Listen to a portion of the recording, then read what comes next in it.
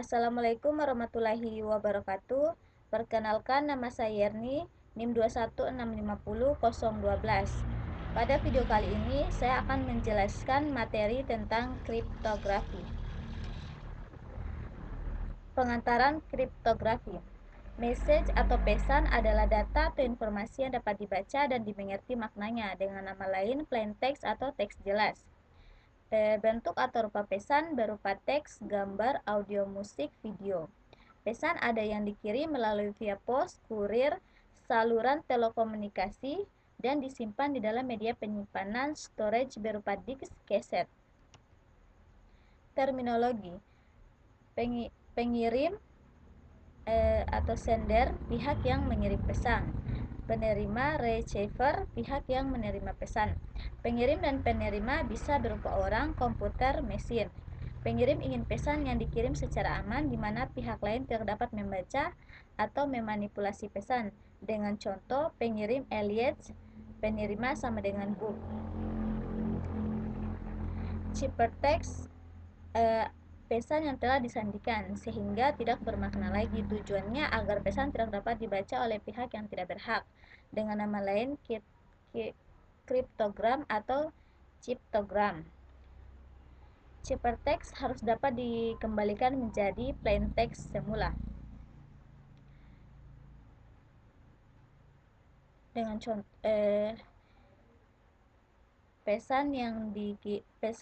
dengan contoh ini pesan plain text dan ini ciphertext.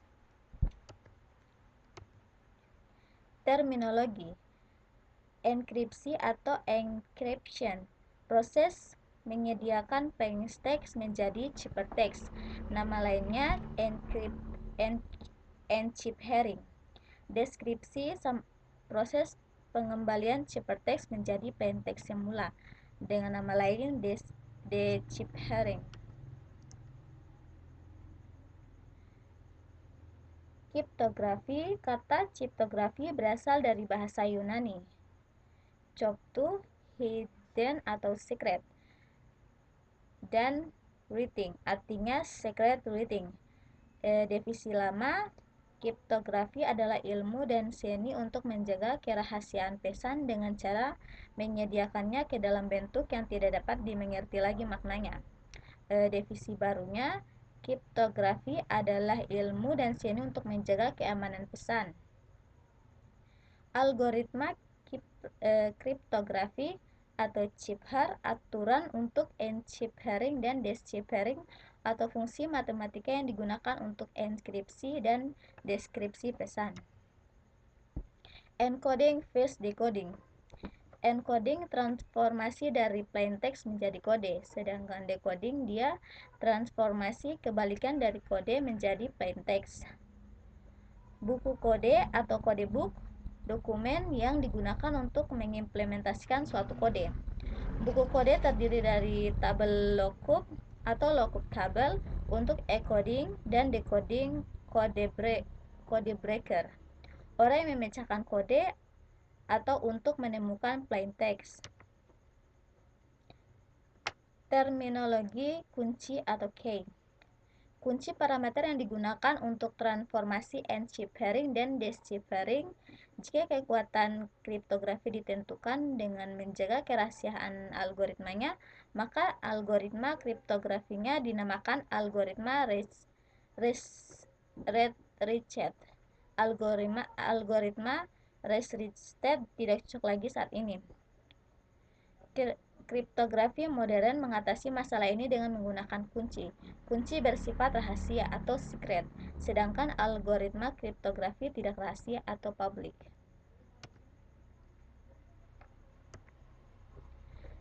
Untuk sejarah kriptografi, dia mempunyai sejarah yang sangat panjang. Tercatat bangsa Mesir 400 tahun lalu menggunakan hierarki yang tidak standar untuk penulis pesan. Sejarah kriptografi. Pada Perang Dunia Kedua, pemerintahan Nazi Jerman membuat mesin enkripsi yang dinamakan Enigma. Enigma Chipher berhasil dipecahkan oleh pihak sekutu. Keberhasilan memecahkan enigma sering dikatakan dengan faktor yang memperpendek Perang Dunia Kedua. Kriptografi kunci simetri. Symmetric key cryptography. Kunci enkripsi sama dengan kunci deskripsi. Istilah lainnya kunci simetri, kunci privat, kunci rahasia. Algoritma kriptografinya disebut algoritma simetri. Istilah lainnya algoritma konversional. Lanjut, kriptografi kunci asimetri. Asymmetric key kriptografi kunci enkripsi sama dengan atau kunci deskripsi. Nama lainnya kriptografi kunci publik. Karena kunci enkripsi bersifat publik atau public key, sedangkan kunci deskripsi bersifat rahasia atau secret key atau private key.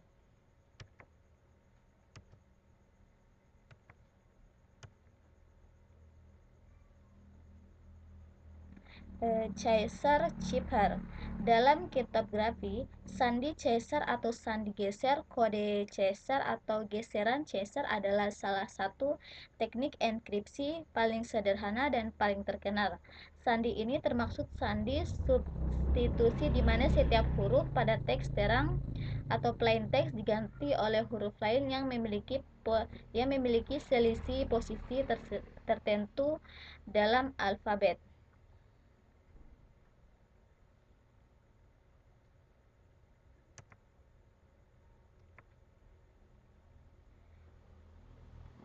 Wegener-Chipper. Wegener-Chipper adalah suatu algoritma kriptografi klasik yang ditentukan oleh Giovan Battista Bellaso.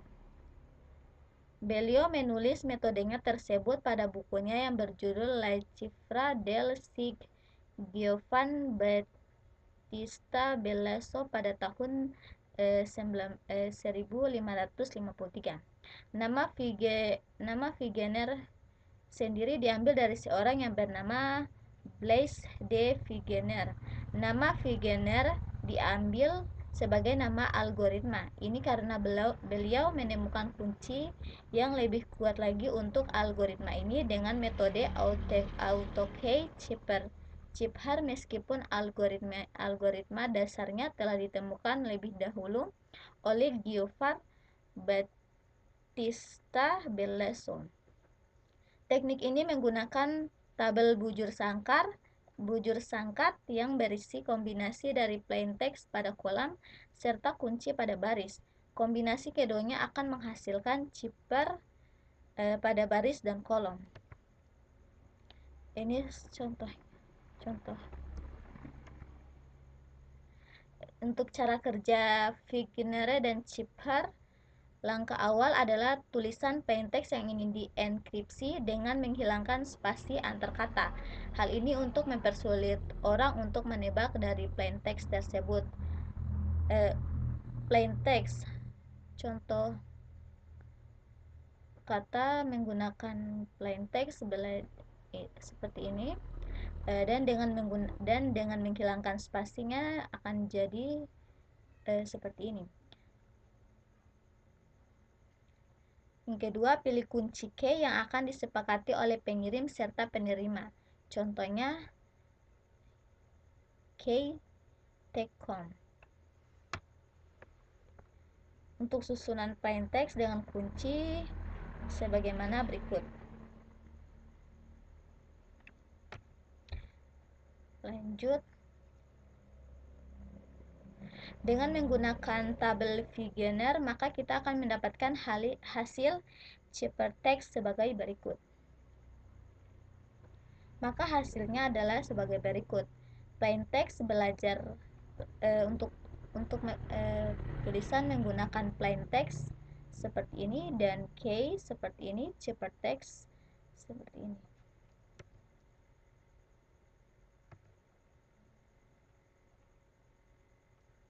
Data encryption standards. atau DES. Dikembangkan di IBM pada tahun 1972 berdasarkan pada algoritma Lucifer yang dibuat oleh Hofstadter, disetujui oleh National Bureau of Standards atau NBS setelah penilaian kekuatannya oleh National Security Agency NSA Amerika Serikat. DES termaksud ke dalam kriptografi kunci simetri dan tergolong jenis cipher block. DES beroperasi pada ukuran blok 64 bit. Panjang kunci eksternal sama dengan 64 bit sesuai ukuran blok, tetapi hanya 56 bit yang dipakai, atau 8 bit paritas tidak digunakan. Setiap blok plaintext atau ciphertext dienkripsi dalam 16 putaran. Setiap putaran menggunakan kunci internal berbeda. Kunci internal 56 bit dibangkitkan dari kunci eksternal. Setiap blok mengalami permutasi awal atau IP 16 putaran enciphering dan inversi pemutaran awal IP ke-1.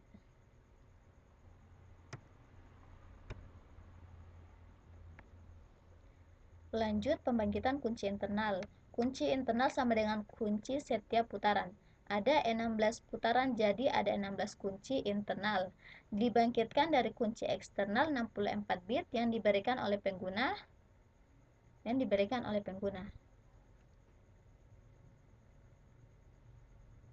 Di samping ini memperlihatkan proses pembangkitan kunci internal. Implementasi DES atau DIS.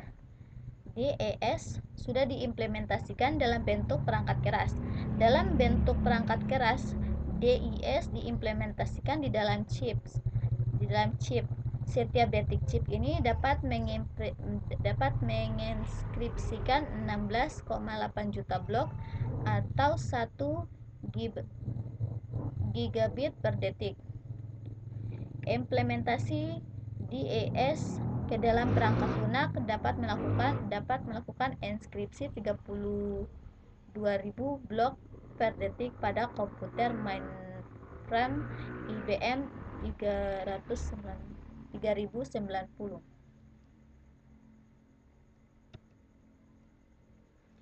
Untuk keamanan disk ditentukan oleh kunci. Panjang kunci eksternal disk hanya 64 bit, tetapi yang dipakai hanya 56 bit. Pada rancangan awal, panjang kunci yang diusulkan IBM adalah 128 bit, tetapi atas permintaan NSA, panjang kunci diperkecil menjadi 56 bit. Tetapi dengan panjang kunci 56 bit akan terdapat 256 atau 72 triliun kemungkinan kunci. Jika serangan exhaustive key search dengan menggunakan prosesor paralel, maka dalam 1 detik dapat dikerjakan 1 juta serangan. Jadi seluruhnya diperlukan 1142 tahun untuk menemukan kunci yang benar.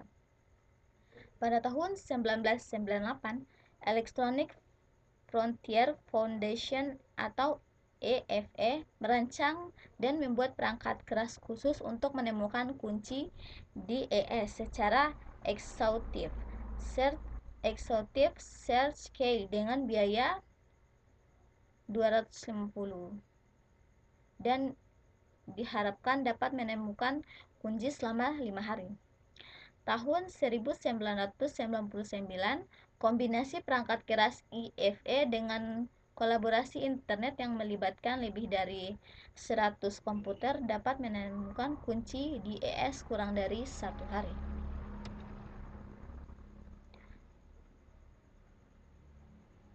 Lanjut, triple data encryption standard atau 3DES. 3DES merupakan salah satu algoritma simetris pada kriptografi yang digunakan untuk mengamankan data dengan cara mengandikan data Proses yang dilakukan dalam pengandian datanya yaitu proses enkripsi dan proses deskripsi. Algoritma 3DIS adalah suatu algoritma pengembangan dari algoritma DIS atau Data Encryption Standard. Perbedaan DIS dengan 3DIS terletak pada panjangnya kunci yang digunakan. Pada DIS menggunakan satu kunci yang panjangnya 56 bit, sedangkan pada 3 DIS menggunakan 3 kunci yang panjangnya 168 bit, masing-masing panjangnya 56 bit. Pada 3 DIS, 3 kunci yang digunakan bisa bersifat saling bebas, atau hanya 2 buah kunci yang saling bebas dan satu kunci lainnya sama dengan kunci pertama. Karena tingkat kerahasiaan algoritma 3 DIS terletak pada panjangnya kunci yang digunakan, maka pengguna algoritma 3 DIS dianggap lebih aman dibandingkan dengan algoritma DIS.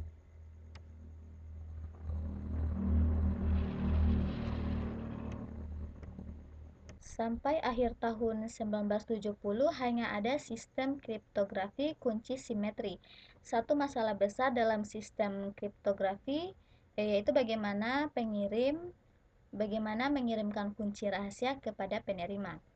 Mengirim kunci rahasia pada saluran publik atau telepon, internet, pos sangat tidak aman. Oleh karena itu, kunci harus dikirim melalui saluran kedua yang benar-benar aman.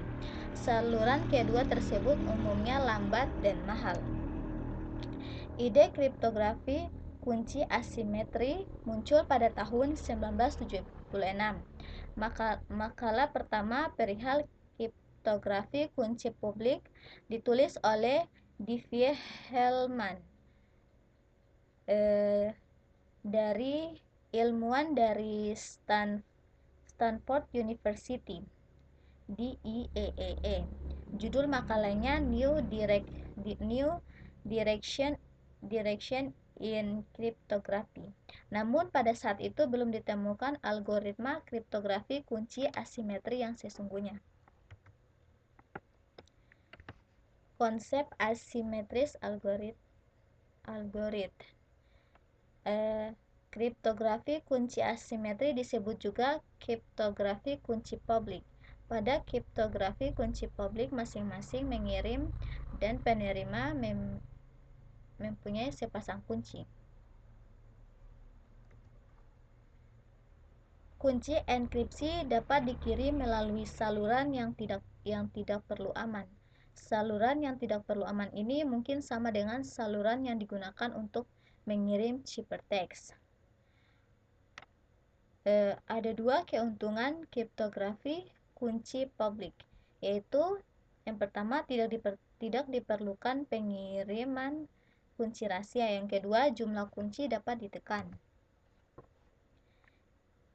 Kriptografi kunci atau publik didasarkan pada fakta. Yang pertama, komputasi untuk enkripsi atau deskripsi pesan mudah dilakukan. Yang kedua, secara komputasi hampir tidak mungkin menurunkan kunci privat bila diketahui kunci publik. Lanjut, kriptografi kunci simetri vs kriptografi kunci publik. Kelebihan kriptografi kunci simetri. Yang pertama, proses enkripsi atau deskripsi membutuhkan waktu yang singkat. Yang kedua, ukuran kunci simetri relatif pendek.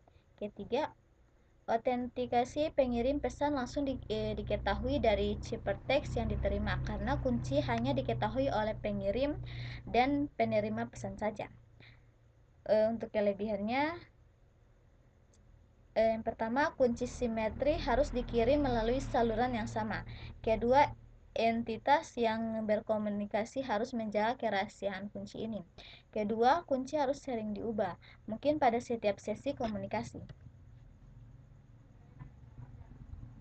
Untuk kelebihan kriptografi kunci publik ada 4. Yang pertama, hanya kunci privat yang perlu dijaga kerahasiaannya oleh setiap entitas yang berkomunikasi. Tidak ada kebutuhan mengirim kunci-kunci privat sebagaimana pada sistem simetri.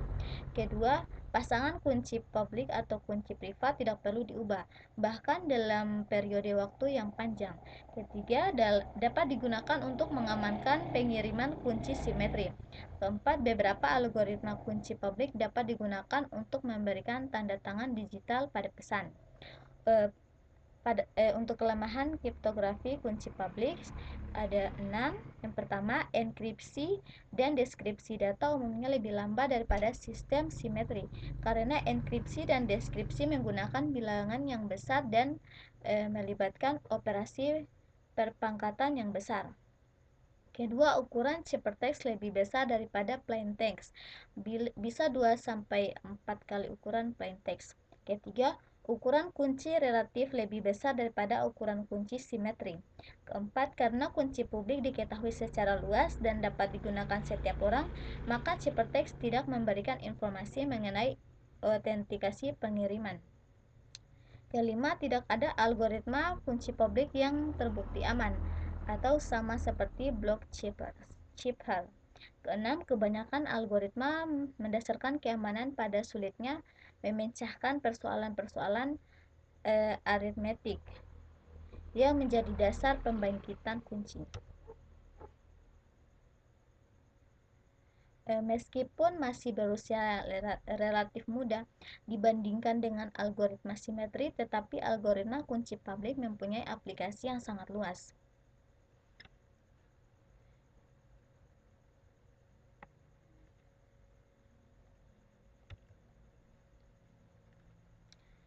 Dari sekian banyak algoritma kriptografi yang pernah dibuat, algoritma yang paling populer adalah algoritma RSA.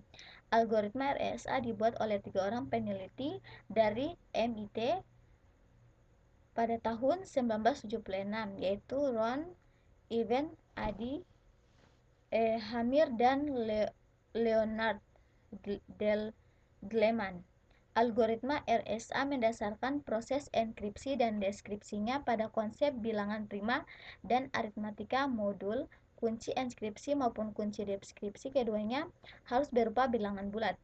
Kunci enkripsi tidak dirahasiakan dan diketahui umum, sehingga dinamakan juga kunci publik, namun kunci untuk deskripsi bersifat rahasia.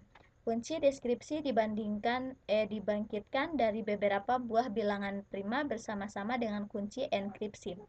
Untuk menentukan kunci deskripsi suatu bilangan non-prima harus difaktorkan menjadi faktor prima. Dalam kenyataannya, memfaktorkan bilangan non-prima menjadi faktor primanya bukanlah pekerjaan yang mudah. Belum ada algoritma yang secara efisien yang dapat melakukan pemfaktoran tersebut. Semakin besar bilangan non-primanya, maka semakin sulit pula pemfaktorannya.